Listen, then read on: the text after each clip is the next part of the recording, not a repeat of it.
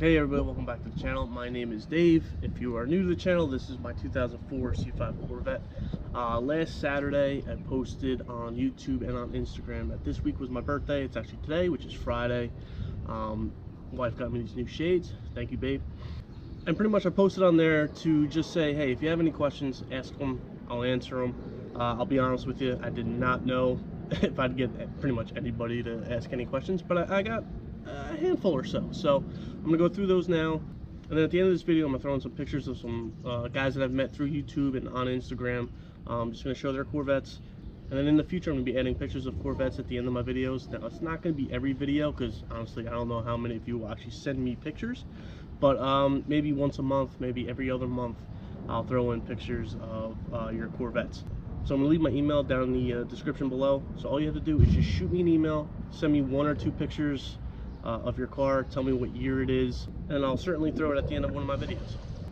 Alright, so one of the first questions came from Ryan. He said, at 5K subs, are you going to ProCharge the Corvette? Now, I'm going to lump this in with another question that came from Gearhead704. He asked, what was his exact question? Any engine mods planned? I'm going to group these two questions together. ProCharger first. I do like the idea of a ProCharger. I've met a few guys that have ProCharged their Corvettes and they absolutely love it. The drivability pretty much stays the same, but of course you jump up over 100 horsepower, which who's going to complain about that? But then that also goes into, I've been thinking ProCharger, or I've been thinking cam and heads. I like the idea of the ProCharger because it still keeps the streetability of the car, which I really like because I do drive a Corvette to work pretty much half the year, if not 3/4 of the year. Whenever it's sunny out, I drive the car. Now, cam and heads, yes, you can get a cam and heads package, which will still keep the streetability side of it. But I just feel like the ProCharger will give me a better bang for the buck. I know they're probably about $5 to $6 grand. And a cam and heads package is, I don't know, probably what, between $1,500 to $2,500, depending on what package you actually go with. You know, the ProCharger is definitely one of those things I've been thinking about, whether it's at 5K subs, who knows, could be at 2,000 subs. It doesn't really, I'm not gonna like do it at a certain sub count. If I'm gonna do it, I'm just gonna do it. Same with the cam. If I'm gonna do it, I'm just gonna do it. I'm not gonna wait for any specific sub count. Like I said in some of my previous videos, yes, I'm making some money off YouTube, but I'm not doing these modifications just to get views and earn money on YouTube. I'm doing these modifications because I want to do them, and I'm just sharing that with you guys. Obviously, some of the things that I do, you're not gonna like. That's just the way of the world. But so far, everything I've done on the car is what I wanted to do. I haven't done it just to get views. All right, now the next question comes from Graham. Why is it that some C5s don't have side trim? Is it just that some don't like it and therefore they remove it?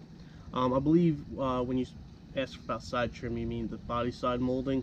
My Corvette does not have it, but mine didn't come with it. The body side molding was actually an option from the factory. I believe it was a $75 option, and the option code is B84. Now, to know if your car came with the side molding from the factory or not, go into your glove box on the C5s. It's in the glove box, and you'll see a sticker. Go through those codes, and if you see B84, you know your car came from the factory with that option, and someone just removed it. But it came as an option, so not every car has it. The next question was from Nola Nation 9. He asked Lee Harvey Oswald or John Wilkes Booth. Not really sure what you mean by that question, but they both got what they deserved. Chris Todd asked, I'll be 35 on the 7th, looking at my first vet, purchased probably in the spring of 2020. Anything specific to look for in a C5 to stay away from? Now, I am not probably the best person to ask about what to stay away from with the C5. I bought mine. I have had no issues with it at all. Just an oil change. That's the only maintenance I've really done to the car. Pretty much, I guess maybe the only thing I'm gonna recommend is it's the same with any other car that you're gonna purchase. The later the model, the later in the model years, the more reliable they tend to be. So since the C5 came out in '97 and ended in 2004, which my car's a 2004, you know, those 2001, 2, 3, and 4 are going to be more reliable than the 97, 98, 99, and 2000. Not always the case, but it tends to happen that way. All right, now the next question is from S9 Alec. Do you think you'll ever step up to a C6 or newer? Now, when I was originally looking at Corvettes, I was actually looking at a C6 prior to me purchasing my C5. The C6s that I was looking at, a lot of guys wanted over $25,000 for them at the time. Now they've creeped down. Now you can probably get one between 20 and 25 depending on the mileage. Now that was just a little bit more than I wanted to spend. So when I came across this car, it had low miles, was a lot cheaper, I decided to go with it. Now as far as stepping up into a newer car like a C6 or a C7, or maybe even the new C8 when it comes out, it all depends on the car. For C6s, I really do like the Grand Sports. So if I were to get a C6, I would probably wait for the Grand Sports price to come down a little bit. And then also the same with the C7s. I really like the Grand Sports better than the Stingrays. Not taking anything away from the Stingrays or even a base C6. But I just really like the wider body on the Grand Sports for both the C6 and the C7. So that's why I would probably go with the Grand Sport. But like I said, it would have to be the right car, but that's definitely probably in the future. I probably won't get rid of this car, at least not anytime soon. Alright, now the next question comes from Jacob. Would you ever consider a vet meetup or gathering? I would definitely consider one. Actually, before the summer last year, I was messaging a bunch of guys on Instagram to see if anybody wanted to meet up at the National Corvette Museum. Figured that was a cool spot to meet up, maybe go to Nashville or for a night or two. My wife got pregnant, so that kind of ruined that plan. But definitely want to see about maybe setting up like a meetup here in New Jersey for the guys that live in New Jersey, Eastern PA, maybe Delaware, maybe some guys from the southern part of upstate New York, Connecticut. Definitely would consider doing that. Just let me know if anybody would like to do that.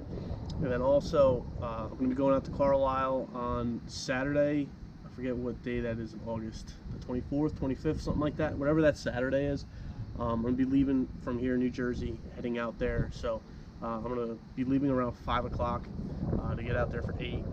And be taking 78 out. So if anybody wants to meet up on 78, whether it's at a rest stop, a gas station that's, you know, right off an exit, shoot me a message on Instagram or shoot me a comment down below. And you know, if we get a bunch of guys interested, I definitely would like have a meetup spot where everybody can meet, and then we can all drive in together into Carlisle.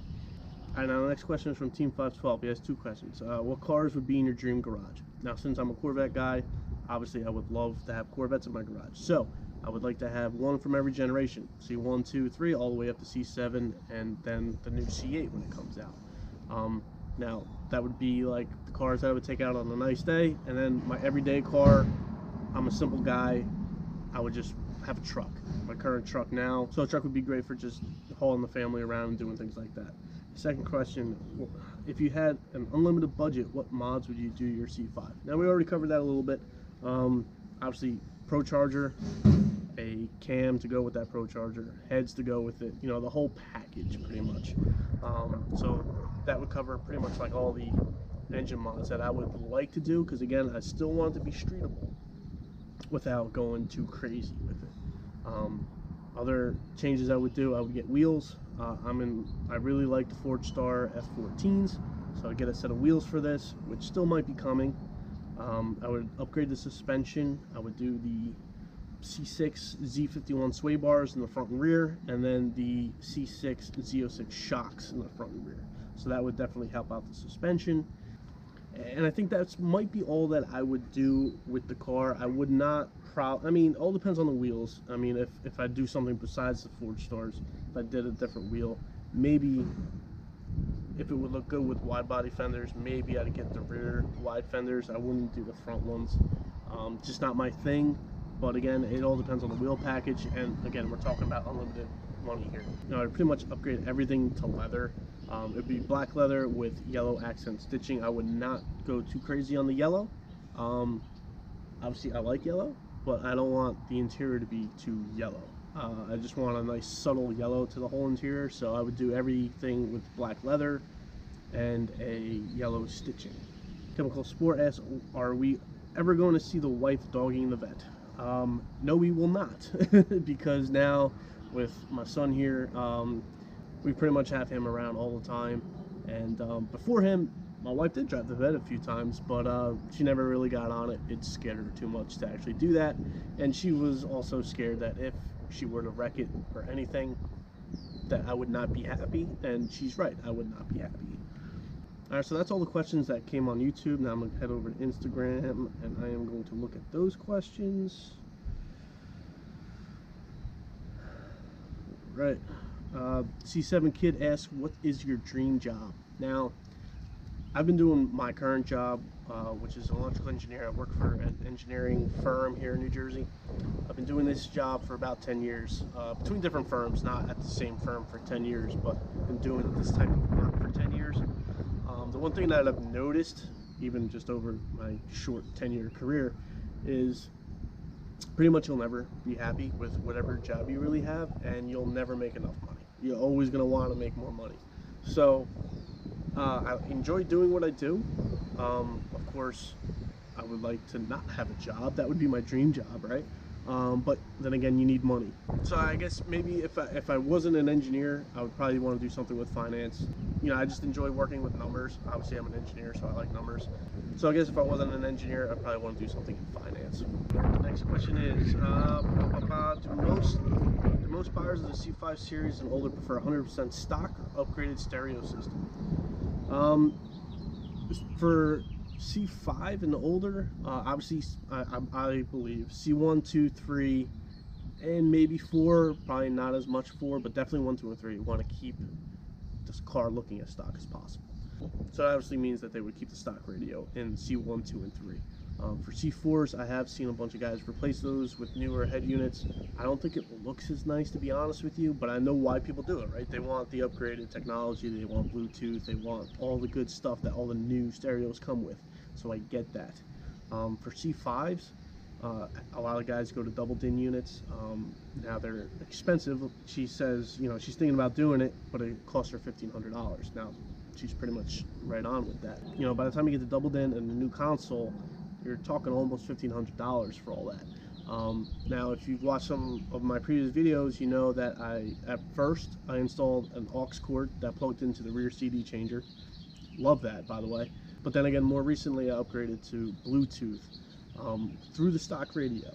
You know, Discount Car Stereo sells 2 types of Bluetooth kits. One, you can just listen to music through it, and the second one, which I got, you can also do phone calls to it. You know, you can place and receive phone calls, which is pretty cool. But the one thing that I have found with that over time using it is, since I have an exhaust on my car, it's very hard for other people to hear me. So probably if I were to do it all over again, I would probably just get the Bluetooth just for connecting to my phone so I can play music through it, and I wouldn't get the phone connectivity of it. But, you know, hindsight's 20/20. All right, the next question is from Texas College Vet. He asks, he is looking to put a small spoiler and a front lip on his car. What would I recommend, and where did I get mine? Now, I got my rear spoiler from Spoiler King. They sell 3 different models. I forget the numbers, maybe 284 or something like that, but it's the smaller of the 3. Then there's like a 380, I think, which is the taller one, which adds pretty much, it's almost like double as high. And then there's, I forget the number, but there's one that's a center cutout. And the center cutout is pretty much the tall one on the sides. And then as you get closer to the middle, pretty much like right above like the 3rd brake light, it goes down to the shorter one. So that's what Spoiler King sells. They're nice. Not saying they're not nice, but the really, in my opinion, the really nice spoilers are from C7 Carbon. Obviously, they're carbon fiber.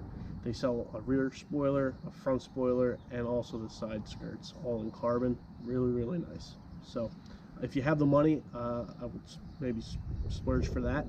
But if you don't, and you only want to spend a couple $100, obviously the Spoiler Kings are just as good, and you can pick up the shorter one that I have for a little over $100. So that's tough to beat for just like something that's really for aesthetics, not really gaining any downforce out of that. Alright, Chevy Guy 168 asks, is my car slow? Now, me and him, in the very beginning when I started YouTube, he was doing his own YouTube thing as well. He lives in northern Jersey, and he's actually been busting my chops, trying to get me to come out to the track. I wanted to, but then again, my wife got pregnant, now the baby's here, and it's just hard to try and coordinate that. I would definitely still would like to try and get out to the track, but it just probably won't happen, especially since here in New Jersey they shut down Englishtown, which was like 15-20 minutes from my house. They shut that track down, and now the closest ones are Atco, which is in southern Jersey, and Island Dragway, which is in northern Jersey, both of which are about an hour and a half away. So that's right there is 3 hours out of my day just in traveling, and then obviously time at the track. Wife would not be too happy with me if I spent, you know, a good 6 hours, 7 hours out of the house right now. So I can't actually race him to see if his C4 is as quick as my C5. Now his C4 has a little bit of work to it. My C5 is just full exhaust and a mail order tune. So for what it is, I think it's pretty quick. You know, even stock form C5 is rated at 350 horsepower. So at the wheels, give or take, you know, 300 horsepower or so. So definitely not a slouch by any means, and they're extremely light. I think they're like 3,200 pounds, something like that. So it's still plenty fast enough. It's faster than a lot of more modern cars, but obviously newer Corvettes are faster, newer Mustangs are faster, newer Camaros are faster, but definitely C5 is no slouch.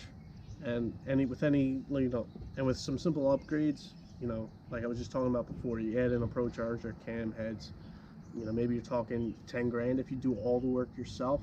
I mean, you can bump up 350 horsepower, probably up over 550. I don't really know what the exact numbers are, so don't crucify me, but that's probably about where you'd put it for, you know, you can buy a C5, you know, high mileage is cheap as like 10 grand. Throw another 10 grand at it if you really wanted to, and you know, then you'll have a car that's faster than obviously a new Corvette. The next question is from My Vet Life. Why do you think people expect their C5 to still hold a value in the 20K range, and would you pay that price? Now, C5 prices do vary drastically. Like I said, you can pick up a high mileage C5, you know, something that's over 100,000 miles for probably as low as, you know, for 10 grand, if not less. Now I picked mine up in the mid-teens. It had 40,000 miles, but I picked it up from a private seller. I did not get it from a dealer. At the time when I was interested in purchasing this car, dealers were selling a very similar car for almost $20,000. You know, which I did think was pretty high for what it is. I mean, it's a 2004. Now it's 15 years old, and you're selling it for $20,000. That seemed like a lot of money. But the more I look at C5s, it's hard sometimes to find, if you want a clean one that hasn't been like totally overhauled by somebody and with lower miles, you're gonna be spending over $20,000 generally. Sometimes you might luck out and find one in the teens, but if you want a nice, clean, unmolested C5 with low miles, you're gonna be spending over 20 for it, and that's just the way it is. And you know what, if people are spending that much for a C5, that only helps the value of my car, so I'm okay with that. All right, Iverson Show Ready Detailing asks, what was the feature you didn't know about the car prior to ownership that surprised you after owning and driving it for a while, either good or bad?